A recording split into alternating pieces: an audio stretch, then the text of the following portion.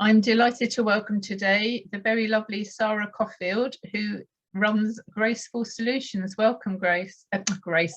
Welcome, Sara. I get that a lot. Thank you. Thank you for having me. Yeah.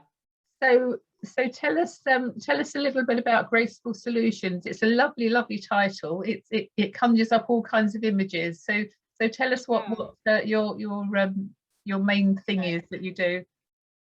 Well, basically, it started off with me working as a medical secretary at the NHS, and I was a creative spirit stuck in an office job, and so all I could do was really was accept the fact that I was in an office job and learn how to enjoy it.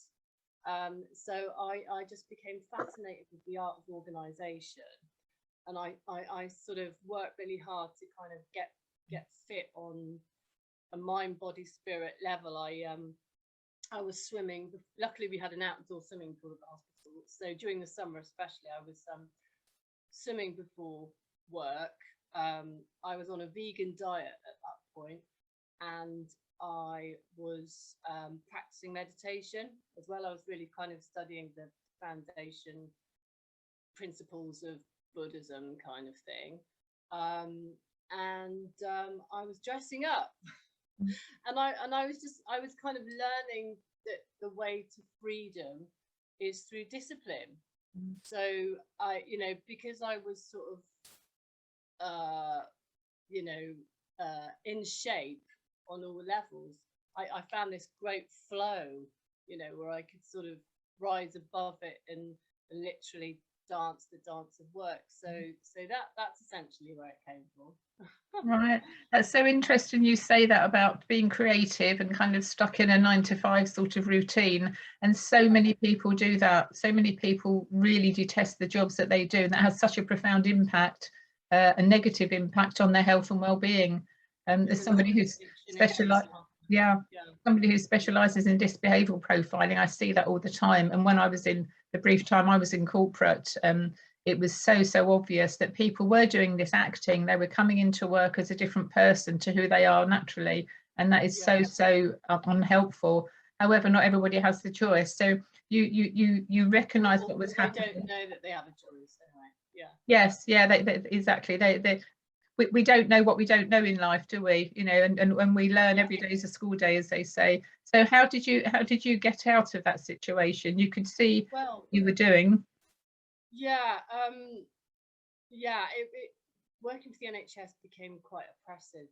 We had dark forces called managers, and we had many layers of them, and it was just a bit of a nightmare. And all of them.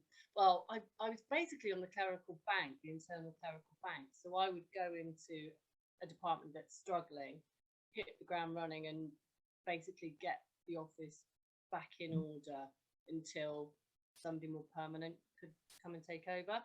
And that I think they kind of ran out of funding for that kind of thing at one point. So coupled with feeling a bit mentally ill because of the oppression and the fact that the money ran out, it was time to leave. So I took a leap of faith and I moved to Frome in Somerset, which has a profound community spirit, and I was able to have a go at becoming freelance, and it was very well supported locally. Yeah. Wonderful. Do you still live in Frome? Yeah, I do. I've been here for 11 years. Yeah. I used to live at Bridge House. Oh right, is it's on the bridge? Yeah, it's on the bridge. Yes. It was a law firm. It's next to the Black Swan cafe that was also an art centre and workshops and so on, near the community, the Cheese and Grain. Yeah, in front of the Cheese and Grain. And my friend Galinda, you probably know Galinda and Balsec, who I don't actually. Okay, so she helped to co-found all the activities that are going on at the Cheese and Grain. Wonderful, wonderful local lady. So small world, isn't it? Small world. Yeah, Frome is delightful. And again, that brings up the the concept of the environment that you're in. If you're in a happy environment, then naturally your cells, your body's going to be happy. So whether that's work or home, wherever it is, it's about finding your inner peace, and where you're happy, you're going to be more creative.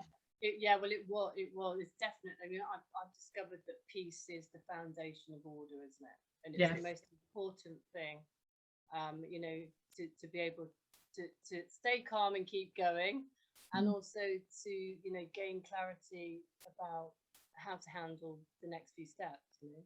Yes, absolutely. So going back to Graceful Solutions, where did the name come from, and what do you actually do? I can't remember how it came about. I mean, it was something to do with, you know, I was kind of, you know, studying the foundation principles of Buddhism, and also Taoism, which is just looking at nature and how nature, you know, kind of flows, the simplicity of all of that. And yeah, I was just kind of learning about the secrets of the simple grace of nature, I guess, and kind of working with that inherent organisational system that, you know, gets the planets going around the sun in a timely fashion, and, you know, this wonderful self-organising universe, and, you know, just discovering the simple, graceful, elegant secrets of the art of organisation, I guess. Wonderful. Well, it's a name that can speak to wherever you are in life. So when I look at the name Graceful Solutions, to me that speaks of peace. It speaks of harmony. So with your work, tell us a bit about your work. Yeah. So basically, it's sort of founded in administration, but of course, it's just been set free to flourish in a number of different areas. I mean, I really love helping people identify what they're passionate about, because I also lost my sister in a car crash back in 1989, which is probably what made me start asking the big questions and, you know, discovering all this esoteric knowledge. So I'm really, you know, passionate about helping people identify what you know, what their ultimate purpose is, and not only bringing administrative solutions to the table, but also kind of opportunities.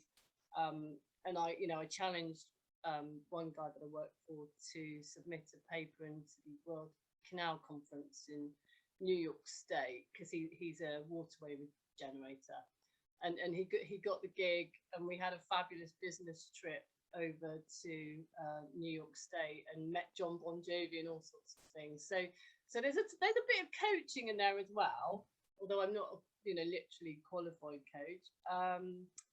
And I love building community as well, and somebody described me as a badass networker. So I just love procuring solutions, I guess, on many levels.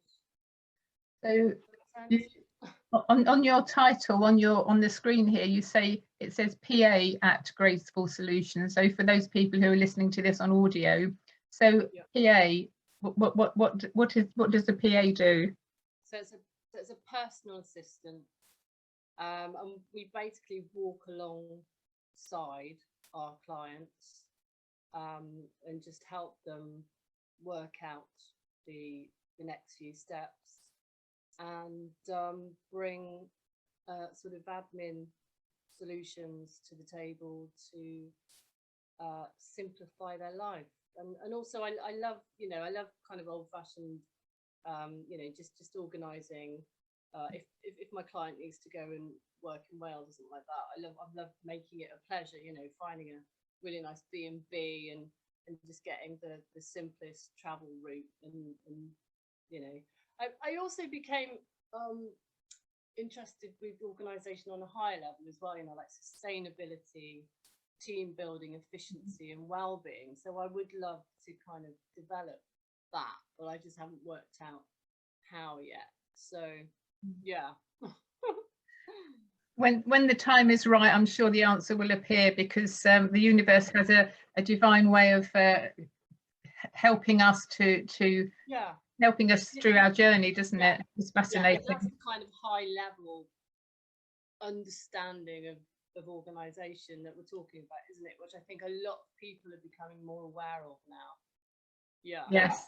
Yeah, absolutely. It's pure joy when you see people having their aha moment and they realise that everything that they've done over all the years, all the experiences they've had, have been for a reason, and that reason, you know, the timing now is right for that, for all those experiences to manifest into something beautiful going forward. So tell us how your music influences what you do, or do you keep it separately? Is it intertwined? So yeah, just to let people know, I'm also an independent singer-songwriter, and I go under the alter ego of Sara Vian, because Vian is my middle name. So basically I've released a debut EP and album, so I'm kind of walking my talk as well as helping other people live the dream, sort of thing. But it's an absolute nightmare to make any money out of music, so I've been developing the day job, and they do integrate, because, you know, it's all about helping people get on song, isn't it? And, you know, I suppose my biggest treasure is being liberated enough to keep my soul at the center of my life, sort of thing. So I guess being a singer really does integrate with what I'm doing for my day job, because you know, I don't know, it's sort of like getting back to the music of life, isn't it, sort of thing. Yeah. So yeah, I was wondering about going out as the singing PA, but I put it to a business group, and they got a bit confused. So we're weaving the threads slowly, and as you say, yeah, it's sort of it's unfolding, isn't it, as it will. Yeah. But, yeah, Absolutely. Have you played at the Cheese and Grain? I've played in the Grain Bar. I haven't been big enough to play in the main room yet. Okay. I mentioned Galinda, who's instrumental, and I'm sure she's probably still on the board there. I don't know. I know she's retired now, but I think I know who you mean now. Yeah, German lady. Yes, she moved to Frome because of me. I was living there, and I'm going back, I don't know, 20 years ago now, whatever. And we used to run a venue in London called the Chill on the Hill. It was in Crouch Hill in London. So Crouch End was the posh bit, and Crouch Hill was kind of arse end. And we had this wonderful place that the council was going to close down. And Galinda led the charge and said, "Oh no, you're not. You know, we need it for the community." And long story short, I ended up being on the board and helping with that. We kept it going for 5 years on a voluntary basis, and we had music gigs. I was also managing a band at the time. My last husband is a bass player, and he was in the band, and that's how I met Galinda, through, because two of the members lived there. It's fascinating how all these kind of threads all join together. So Galinda, when she came down to Frome, more or less emulated what we were doing at the Chill on the Hill in Islington, London. So we used to bring in artists from literally all over the world. We had people coming who were original singer-songwriters, and I had many lovely evenings listening to music that you would never ever hear on mainstream, really heartfelt music. So what type of music, how would you describe your music, if you can? I've come from a folk blues background, because it's been mainly acoustic, but I am sort of moving into something a bit more jazz blues, and I've also reignited my passion for dance music. So I want to do something much, you know, higher energy. You know, the EP and the album were me working through my youth and my issues, but now that's kind of out of the way. I want to do something a bit lighter and a bit jazzier and a bit more upbeat. So maybe there's space for collaboration with other people, because there's so many singer-songwriters and artists in and around the Frome areas, as you know. So maybe there's room for collaboration. just recently managed to collaborate with the Graham Dent Trio to do a fundraising event for Freetown Football Club, and I'm really hoping that at some point they're all going to be free and willing enough to jazz up some of my originals. Because I'm also half Iraqi, and I would really like to sort of, you know, do something quite cultured, you know, sort of jazz blues with a Middle Eastern spin, something like that. That sounds wonderful. That sounds absolutely wonderful. Do send some links to your tracks wherever they are. Are you on any of these platforms? Yeah, I'm on all digital platforms. If you just look for Sara Vian, V-I-A-N, not Fane. Okay, the other way around. Yeah. Okay, Sara Vian. Yeah. So S-A-R-A-V-I-A-N. S-A-R-A space V-I-A-N. Yeah. Yeah, cool. Okay, so listeners can look up your music, and we can link to that as well. So is there what tips would you give to frustrated creative people who find themselves in a 9-to-5 existence? Well, gratitude. Yeah, absolutely. It all starts with gratitude, doesn't it? And yeah, frustrated. Yeah, go for a walk in nature regularly. You know, and ask the universe what is it that really makes me come alive, and follow the signs. It's down to the individual, really, isn't it? You know, yeah. Yeah, I think that's about it, really.